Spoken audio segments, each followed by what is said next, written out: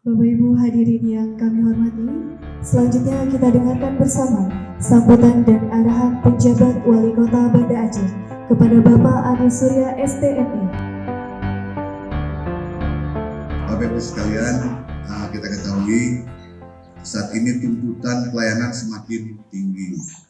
Cara-cara melayani sudah semakin modern, semakin canggih.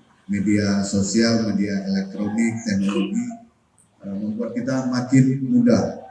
Semuanya akan tercatat dengan baik, terrekod dengan baik, jejak digital itu tidak akan hilang. Alhamdulillah BPKK bersama seluruh stafnya sudah mampu melaksanakan seluruh fasilitas teknologi yang sudah ada saat ini. Mudah-mudahan bisa terus dikembangkan dan dipertahankan apa yang sudah dijalani.